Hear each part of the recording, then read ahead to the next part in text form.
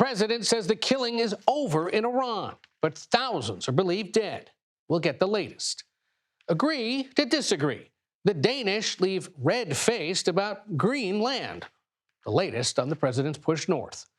The U.S. is ending visa applications from at least 75 countries. We'll tell you why and where, and the latest on an FBI raid at the home of a Washington Post reporter.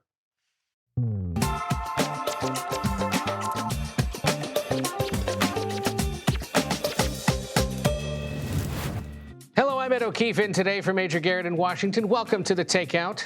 The killing in Iran is stopping. That's what President Trump said today amid reports that tens of thousands may have been killed in anti-government protests in the last 2 weeks. How the president knows this, how the White House found out to a level they were confident enough to say so publicly, and what it means for the ongoing push to oust the Iranian regime remains unclear. I'll try to get some answers to that this hour, but it signals the Iranian government, at least, is in touch with the U.S. and may be heeding the president's warnings, reiterated last night in an interview with CBS News, that the country would be hit very hard if Iran continued harming protesters. The encouraging news from Iran came amid what appeared to be difficult conversations today between senior administration officials and representatives from Denmark and Greenland. The president insists the U.S. needs to control the island, and the Danish foreign minister walked out of the meeting to tell reporters the two countries continue to agree to disagree. And then there's Venezuela. The president turns his attention back there on Thursday when he's set to meet with opposition leader Maria Corina Machado. Still no answers there either about when elections might be held, how the economy in that country gets rebuilt, plenty of big issues. And it's just the 14th day of this new year. There are widespread questions and concerns among the American people about the price of things, the economy overall, concerns about rising health care costs, among other goods and services. But the president remains most urgently focused on foreign affairs, on issues recent polling suggests the American public doesn't agree with him about. So for more on all these global issues, we begin tonight with who else? Our chief foreign affairs correspondent and Face the Nation moderator, Margaret Brennan. Great to see you. Good to be here. Thank you for being here on what is, or spin the globe, a busy day. Let's begin with Iran. I want to actually play for the viewers what the president had to say in the Oval Office as he announced that apparently there may be an easing of hostilities in Iran. Take a listen. I've been notified and pretty strongly, but we'll find out what that all means. But we've been told that the killing in Iran is stopping, and it's stopped, and it's stopping. And there's no plan for executions or executions. So I've been told that on good authority. We'll find out about it. So he now says it's over, or at least that the killing is stopping. What do we know about the situation and the state on the ground there? Well, what we know from sources in the region is that there is the assessment from many regional allies that the regime has begun to really reestablish control. In other words, really through violence, reestablish control over the protesters. Does that mean the movement and the protests have completely stopped? That's something only time will tell. But what the president seemed to be characterizing there, he almost seemed to be saying like the policy had been successful. Right. Tens of thousands of protesters have been killed. Numerous human rights groups detail that. Numerous governments have told us that, to be very clear. What we are seeing in the region happen today are the things that you do to prepare the president for the potential of a strike so that it minimizes blowback for Americans. So we saw a number of things. You saw the U.S. Embassy in Saudi Arabia warn Americans to avoid trips to military bases. Yeah. You saw in Qatar drawdown of personnel from the bases there. You saw other positioning, clearing the space. Why do you do that? So that after you strike, you don't get hit back in a way that makes a spiral happen here. But then you heard the president there, and you played just one bite. But Ed, I have to repeat for you something that shocked me, because it appeared the president was repeating government propaganda. He said that the body bags that you have seen in the streets over the past few days were from people who were shooting at them, meaning security, and they were shooting back. It's one of those things. So what is he signaling there? That he's okay with what the regime was doing is how it could be interpreted. It could be interpreted that way. I've reached out to Iranian officials who have not confirmed that there was direct contact like the president characterized here. Why would we ask that? Well, because just yesterday, the president of the United States said that he had canceled all meetings with Iranian officials. Yet today, in front of the cameras, he said he did have contact. The Iranian foreign minister, who is from the relatively more moderate part of an extremist government, has been making public statements and signals that they'd like an off-ramp here. Yeah. So that continues. Stay tuned. Exactly. And just a few hours before the president said all this, across the street in the old executive office building was the vice president and the secretary of state meeting with the foreign minister of Denmark and essentially the head of Greenland or one of their representatives. Yeah. And that didn't go well either.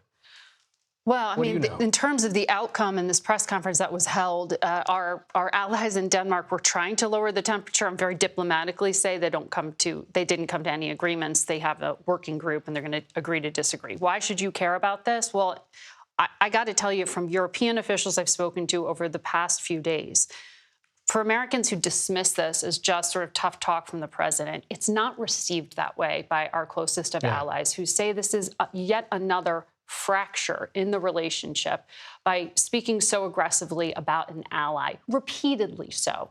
And in that meeting, the Danish officials were walking in hoping to hear that the president wasn't serious about establishing political control, that maybe he really was just trying to negotiate up an extension of the U.S. military presence that's already in Greenland.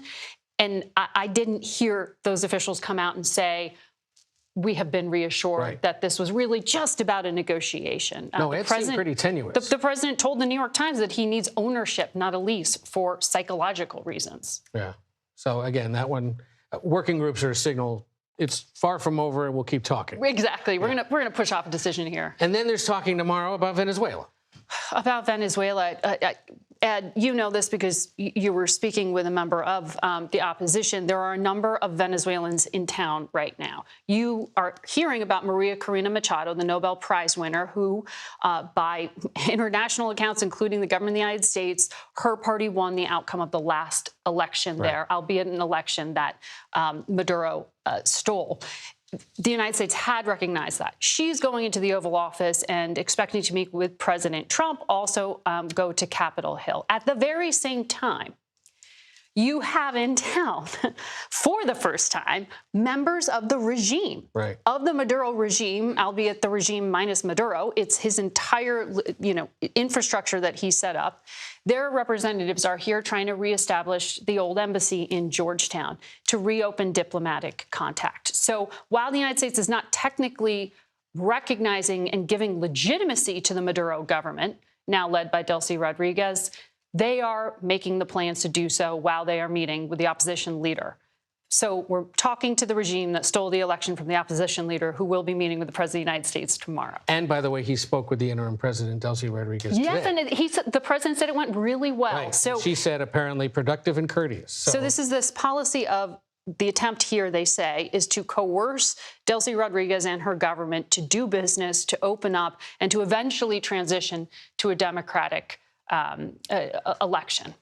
But the timeline that the energy secretary gave me on Sunday on Face the Nation, when I said, how long is this going to take? He was talking about America being involved for 1 to 2 years. So that is not a quick transition to democracy by any account. And you just wonder, how long will the people of Venezuela on the street be patient with that? Are they okay with a 2-year transition, or do they want something sooner? Well, the United States left in control the people who have the guns. As the energy secretary said to me, we have to talk to the guys with the guns now. The guy who controls the guns, Diosdado Cabello, is the interior minister, who is a threat to Delcy Rodriguez, who is the president, because he has the guns. So that is the sort of spoiler that a lot of experts are saying to me. You got to watch this guy, who was indicted by the United States, has a $25 million bounty on his head. I think it's still there because they haven't told us it isn't. Right. Because he could disrupt the American plans. And at one point, the U.S. had been signaling they could do another kind of snatch and grab operation if he gets out of line. So stay tuned on this. We didn't even talk about Cuba, Ed. There's so much happening at once. And he's got to run this country, too, by the way. Also that. Yeah. Busy guy, that president is. And thank you for helping break it down, Margaret Brennan. Good to see you. For a little more on this, I want to bring in retired United States Army Lieutenant General H.R. McMaster, who, of course, also served as National Security Advisor during part of President Trump's first term. H.R., great to see you. Thank you for being here. How do you assess what the president has now said regarding the apparent stopping of killing of these protesters in Iran, and what the administration may be doing to convince the regime to back off? Well, I think what you have is Iran trying to kind of run an information operation to forestall or postpone a U.S. strike against Iran. I think that, as Margaret mentioned, there are all these preparations in the region to kind of set conditions for a strike that would go after maybe some of the coercive arms of the regime, the 1,500 person strong Islamic Revolutionary Guards Corps, these brigades of brown shirts known as the Basij, the thugs who intimidate the population. But what we've seen is really crimes against humanity on a massive scale. As Margaret mentioned, reports of tens of thousands of casualties, at least 10,000 people thrown into prison. They're humiliating the families of those who've fallen. When they come in to identify the bodies, they're making them pay for the bullet that killed their loved one, and then they're making them sign declarations that said this person was in the Basij. So it looks like that they were, they were regime casualties rather than innocent civilians. And so when you hear the president kind of saying that, oh, well, this was fire back and forth, this is Iranian propaganda and disinformation, and I think probably echoed by some in the United States, maybe even some in the administration, who don't want to see the United States get involved directly against Iran again, or to continue to get directly involved against Iran. So I think this is going to play out in a way where this effort to forestall or postpone further U.S. action is going to fail for a couple of reasons. We're going to get better visibility into Iran, even though they're taking down Starlink antennas and shutting down the internet completely in a way that's kind of unprecedented. What they're not going to be able to do is hide the scale of the cruelty that they've inflicted on their own people. And operationally, the idea that you're telling people to leave that massive U.S. military base in Qatar, that you're essentially closing down or restricting access to the embassy in Saudi Arabia, when you do that, it's a tell, but it's also expensive and timely to move a lot of people around. I mean, that would signal to all of us that something could be coming, right? Absolutely, but I do think that Iran has very limited options here. I mean, the 12-day Israeli Defense Force campaign that was conducted against Iran was extremely successful against the missile program and the nuclear program. But remember, they took out 24 generals in the Islamic Revolutionary Guards Corps, and that intelligence penetration has not gone away. So each of these individuals are being tracked. They could be struck. There are many facilities that are important to the coercive arms of the regime that could be targeted. But also, there are other actions that can be taken, Ed. I mean, some additional financial actions. This regime still needs some cash flow to do what it's doing internally and across the region. They're getting some help, but not as much as they would want from the Russians and the Chinese. The Russians, just in the last several of weeks, have delivered armored vehicles and attack helicopters to the Iranians. They're not going to use that against any other country. They're there to intimidate their own people. Remember, they've been machine gunning into crowds, Ed. I mean, it's horrible what this regime has done in these last few days. I mean, it was about 1,500 people they killed after the 2019 protests, after the murder of Mahsa Amini. This is many orders of magnitude larger than that. We'll see where it goes. H.R. McMaster, thank you for joining us to assess that. We could talk about all corners of the globe, but we'll leave it at Iran for today, and we'll have you back to talk about the rest. Good to see you, sir. Good to see you, Ed. Thank you. All righty. Take care. Back here in the United States, today marks 1 day since the fatal shooting of Renee Good by a federal agent in Minneapolis, and tensions remain high between ICE agents and local residents, with a growing number of physical altercations being caught on camera, including this one, showing federal agents pulling a woman out of her vehicle as she yells that she's disabled. CBS News Homeland Security correspondent Nicole Skanga joins me now. Nicole, officials tell CBS News first off that the ICE agent who shot Renee Good a week ago suffered internal bleeding. What more have we learned about the scope of his injuries, and do we have any sense of whether he's back on the job or not? Yeah, Ed, it's been 1 week since the fatal shooting of Renee Good. We know that the ICE agent involved, Jonathan Ross, suffered internal bleeding to the torso, still trying to parse out just how extensive his treatment was in hospital. We do know that he was seen by doctors at a local hospital last Wednesday and released later that day. We also spoke with Commander Gregory Bavino, who's overseeing the Minneapolis mission, who told us that That agent has been receiving threats, is now living in a safe location. It's unclear whether or not he has returned to work either full-time or in an administrative capacity. Typically, ICE agents who are involved in, shootings or high-profile incidents of this nature are placed on leave, or at least administrative leave, taken off the streets pending a review by ICE's Office of Professional Responsibility. But Ed, it's not even clear to us, despite us asking questions about it, whether or not ICE is performing an internal review alongside, of course, the federal investigation that continues to play out, led by the FBI. Yeah. Now, in the week since, of course, there have been protests in the streets. There has been an intensification in the deployment of federal personnel. And we're now seeing, especially in the last 24 hours or so, an uptick, at least in footage of physical altercations between people and ICE agents across the city. Do we have some sense of how many of these there have been, where in this vast city of roughly 450,000 people it's happening? Like, is this a constant part of what they're doing? Or is it just so happened that those observing these things are just releasing the videos of the handful that have occurred? Yeah, Ed, I think both are true. We have seen an increased number of engagements between federal law enforcement and protesters, and people are on edge, and they have been filming and sharing these videos more and more. Now, I can tell you that in conversations with current and former ICE agents, as well as members of U.S. Customs and Border Protection who are also there en masse, there are now 3,000 agents on the ground in Minneapolis.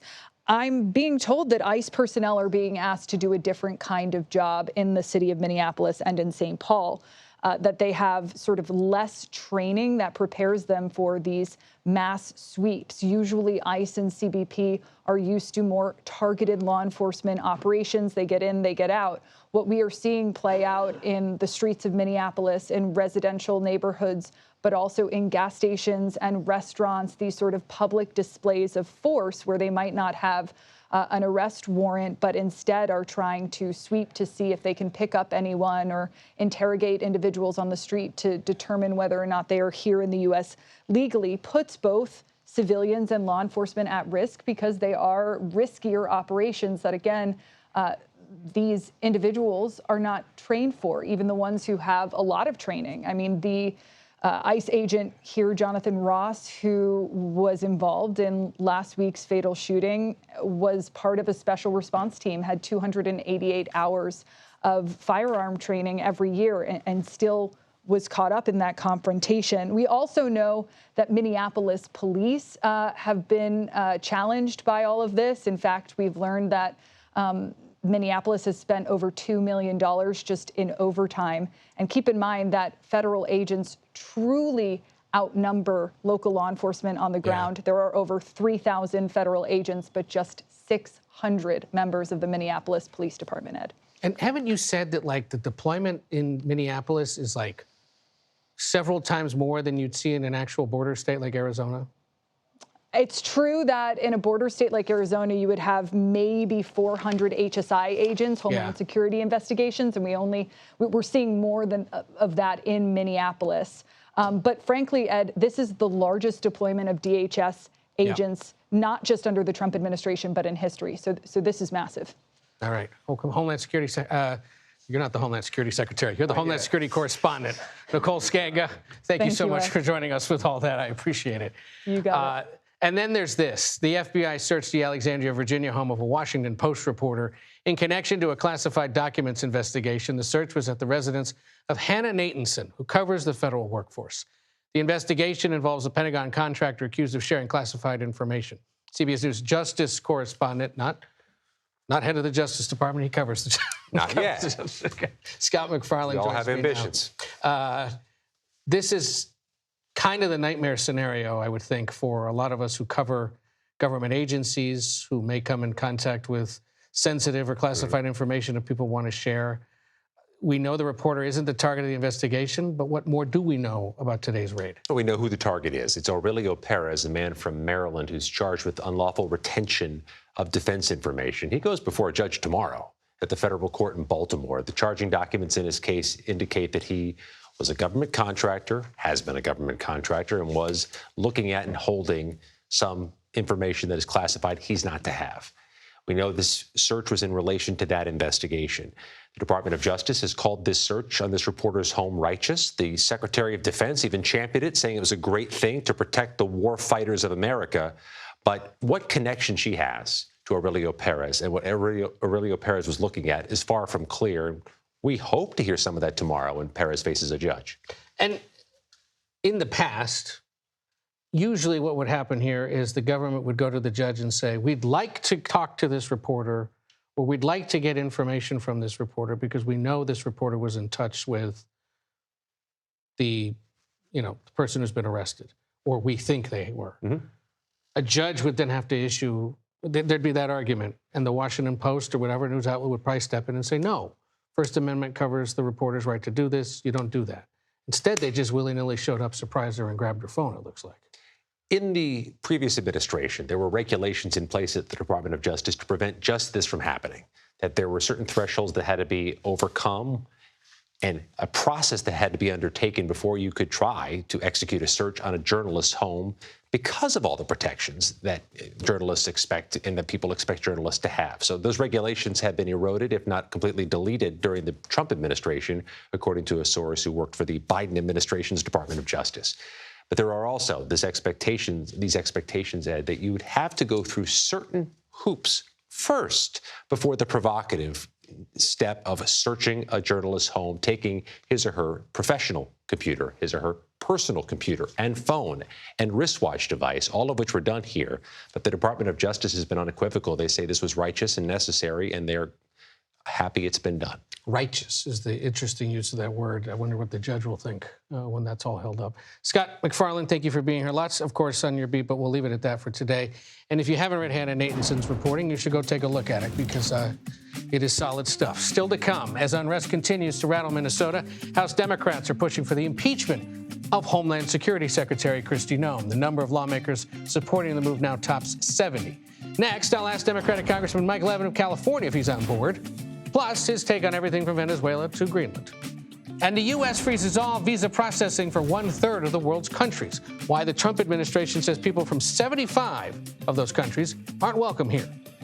Takeout returns in 90 seconds.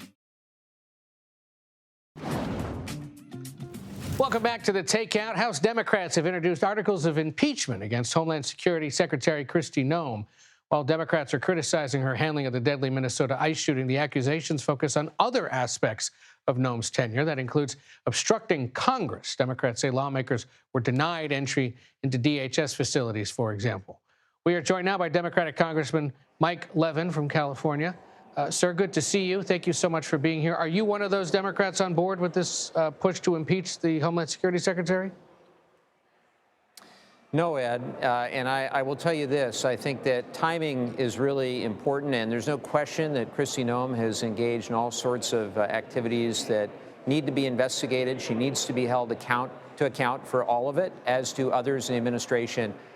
But if impeachment were to move forward today, Jim Jordan, as chairman of the Judiciary Committee, with House Republicans in charge of the chamber, would run the process, and I think the process would be a mockery. It would be a joke. And it would undermine the very intent, which is to have a impartial adjudication of the facts, to call the right witnesses, to actually do things in a transparent way.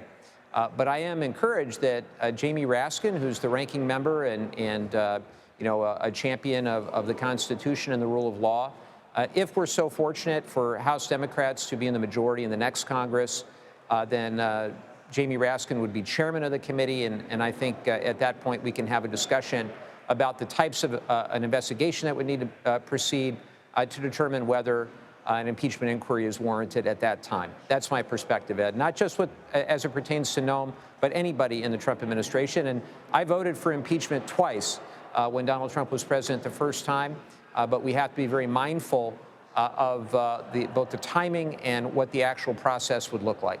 Yeah, so in other words, campaign on it, but don't necessarily do anything about it now in an official capacity because you don't even control the schedule, the committees, or when votes are held.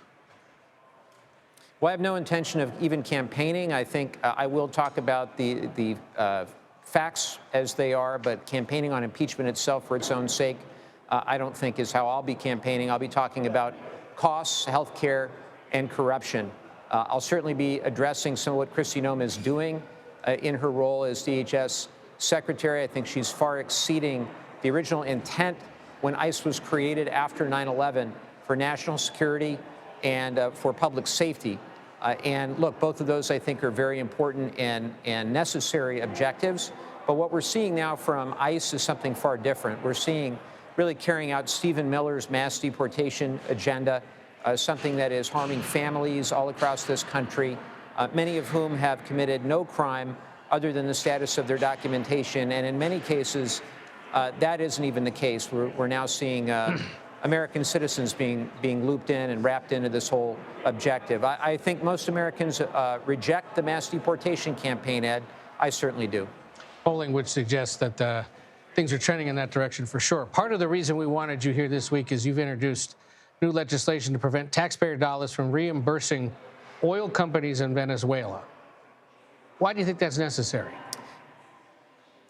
Well, what we know is that the president, in going in and capturing Maduro, has now said that Americans are going to need to control the oil and rebuild the oil infrastructure of Venezuela. He had all the oil companies and some of the brokers, some of the middlemen in the White House and had that discussion last Friday. And of course, we had Darren Woods, the CEO of ExxonMobil, say that Venezuela was uninvestable, his word, uninvestable, which angered the president. And so we're in this situation now where these oil companies are looking at the bottom line. They're looking at oil at $63 a barrel, and they know that rebuilding the infrastructure in Venezuela is extremely difficult and extremely costly. And I think absent some sort of major subsidy from the American government, whether it's in a tax credit or whether it's in a direct subsidy, I think the likelihood is very small that these companies are going to want to go on their own volition and do this. And I personally, and many of my colleagues, do not believe that it's a good use of $100 billion or $200 billion, which is what the estimates have been, taxpayer dollars to go in and rebuild the oil infrastructure. And I don't think it's a good deal for the American taxpayer. If you give the benefit of the doubt to the administration that they're going to go in, rebuild all the infrastructure, will have political stability in Venezuela for many years to come, let's say all that's true. Even if they do all of that, it only increases global oil supply by maybe 3%, 4%, and the net impact on the global commodity price might be 10 cents on the gallon when it actually gets to the American consumer in a gallon of gasoline. So the expenditure of hundreds of billions for 10 cents on the gallon, I just don't think is worth it, and nor do I think it's the right way to compete with China and other countries. I imagine you'll face some Republican opposition to that, but an interesting debate that is set to ensue, of course, as the president tries to convince these oil companies to start preparing for work in Venezuela, at least more of them.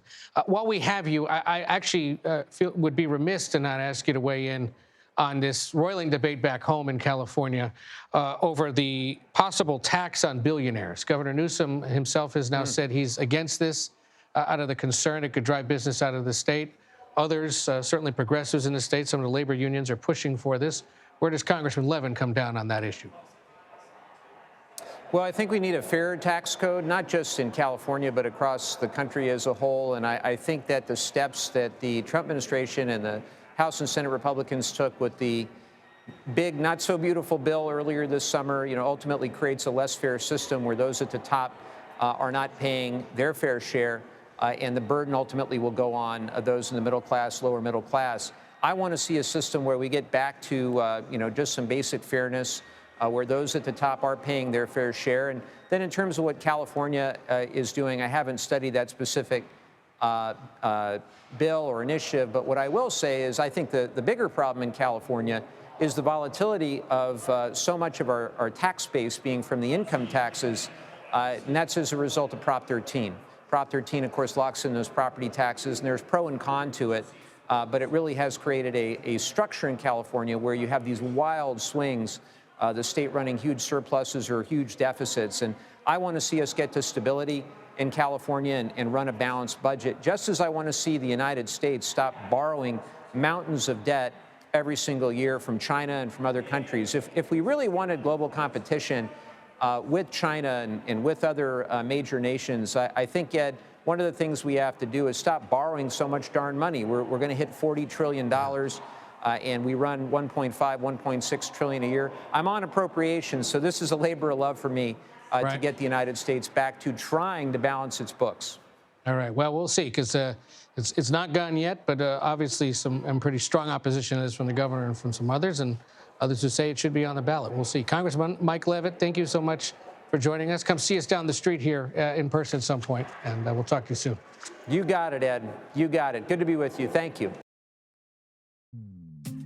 Thanks to the congressman. The Senate's war powers vote on Venezuela appears to be at risk as President Trump puts pressure on fellow Republicans. We're on the Hill next with the latest. You're watching The Takeout. Welcome back to The Takeout, my favorite part of the evening, when we talk about the other things we're watching. So let's do this. Former Secretary of State and First Lady Hillary Clinton could be facing a contempt charge after she was a no-show on Capitol Hill today. The House Oversight Panel had subpoenaed both her and former President Bill Clinton to be deposed in the Jeffrey Epstein investigation. The former president failed to show for his deposition yesterday. House Oversight and Government Reform Committee Chair Republican James Comer of Kentucky says the panel will now consider a contempt resolution against the couple as soon as next week. The Clintons have argued the subpoenas were legally invalid and that they had no relevant information to the panel's investigation. A federal court has refused a Republican attempt to block California's new congressional map that adds up to 5 Democratic-leaning seats. In a 2-1 decision, a 3-judge panel rejected Republican claims that maps were drawn to favor Latino voters over other voting groups. Republicans had asked the court to issue a preliminary injunction that would block these maps from being used in the 2026 midterms.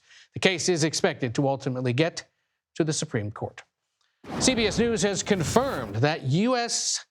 aircraft used in a boat strike back in September that was painted like a civilian plane. Yes, that indeed happened. Lawmakers on Capitol Hill are questioning whether the attack violated the law of war. Pentagon officials have defended the use of the aircraft, according to sources. They say it was used because of how quickly the operation came together, not because the Pentagon was trying to mislead the targets.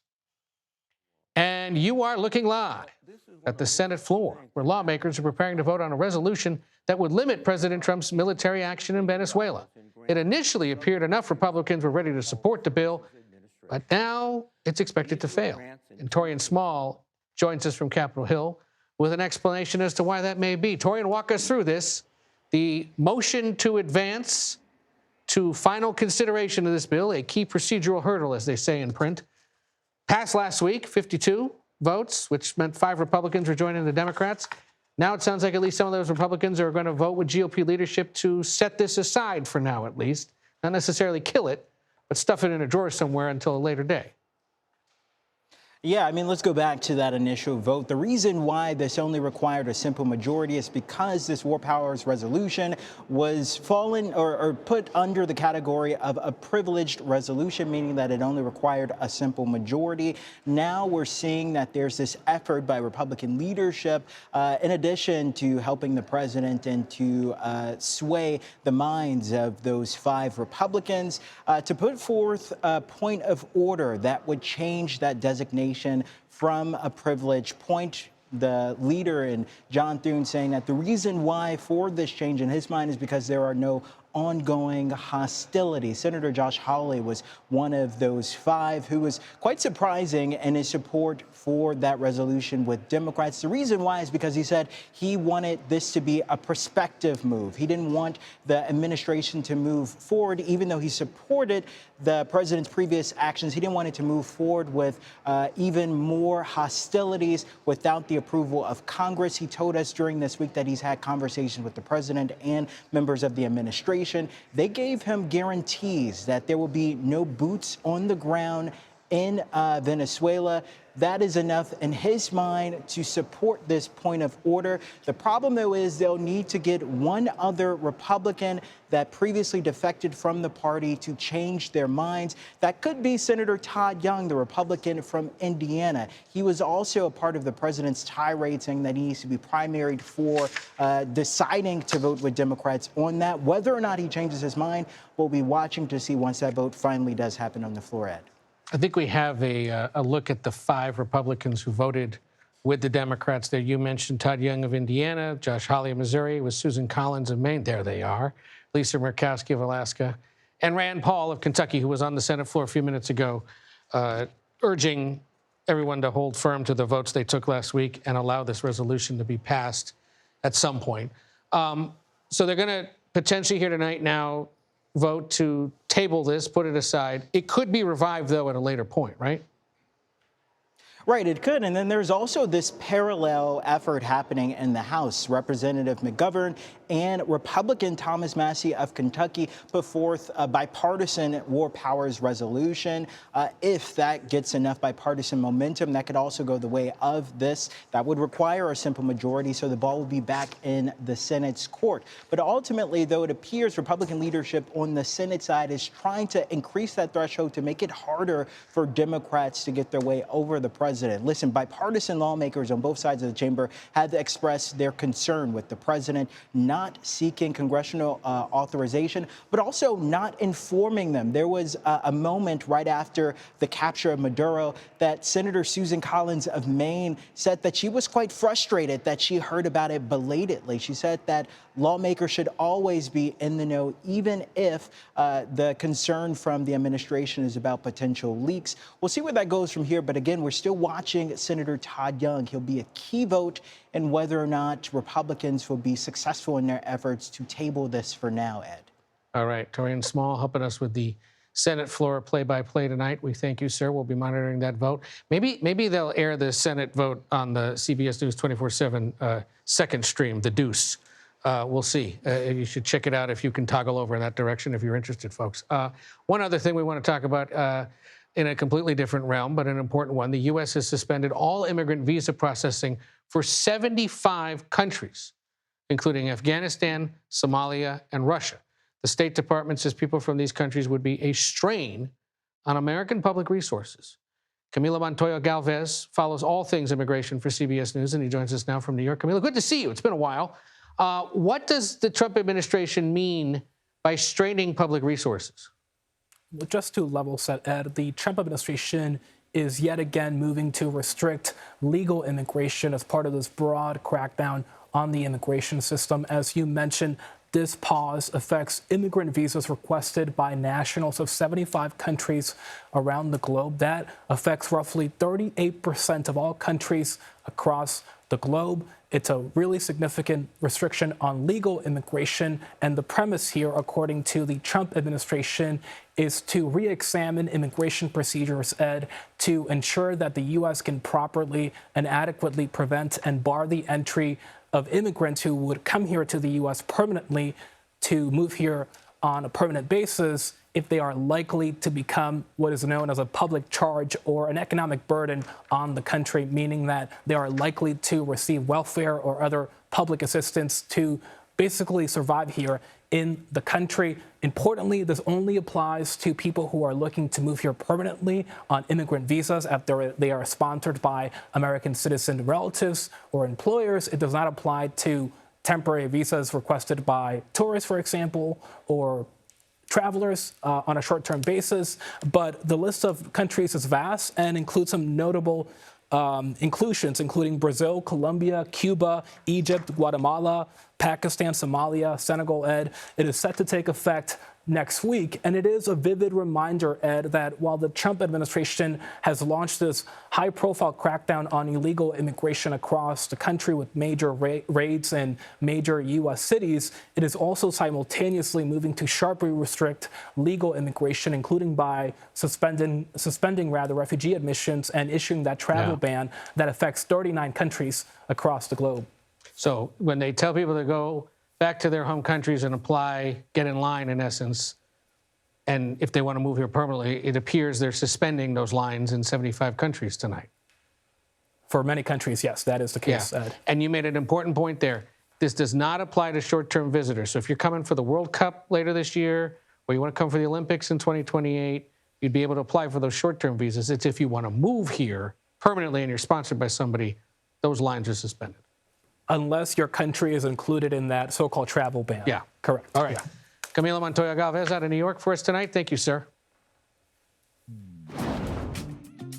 They may be on opposite ends of the political spectrum, so what's with the reported uptick in communication between President Trump and New York City Mayor Zohran Mamdani? We'll explain next on The Takeout.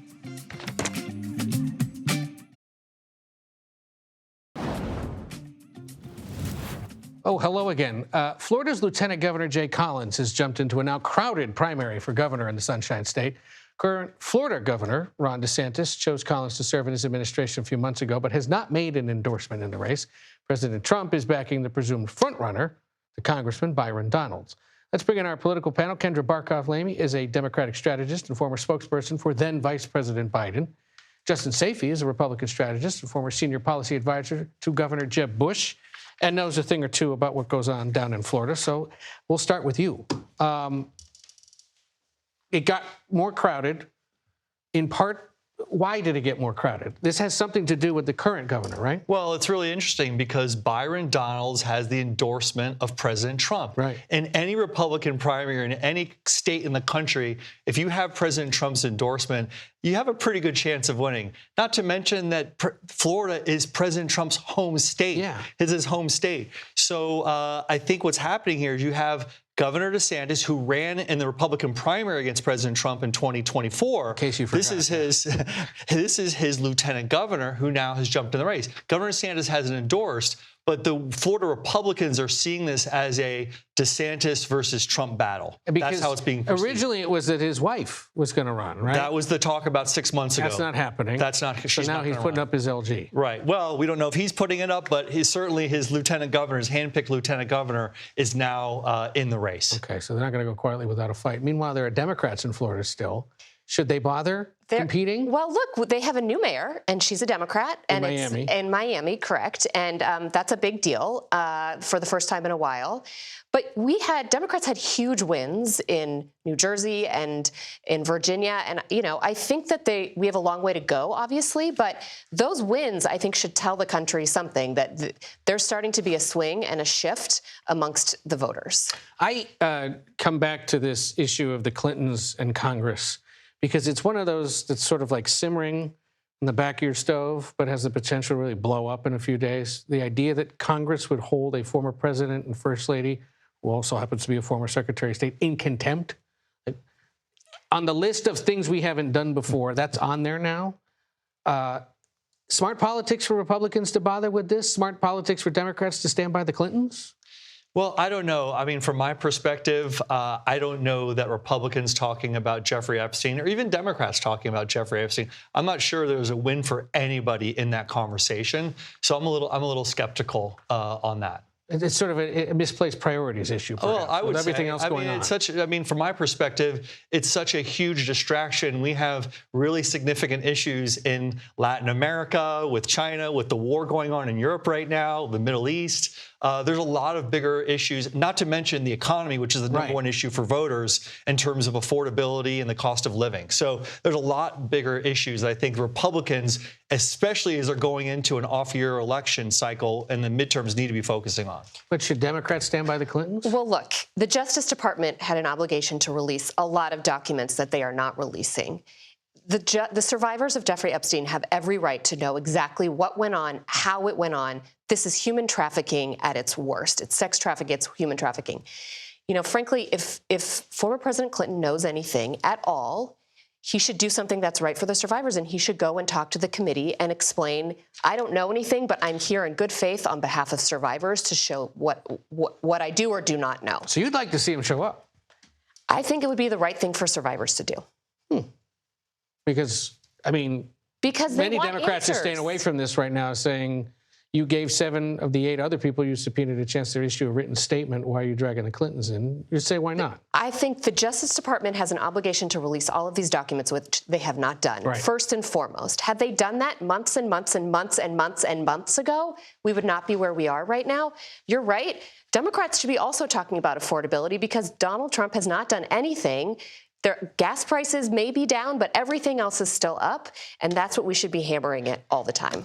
I want to end on a somewhat hopeful note. Axios is reporting that the president and the new New York City mayor, Mr. Zohran Mamdani, have been texting since their famous meeting back in November. A Democrat and a Republican keeping in touch.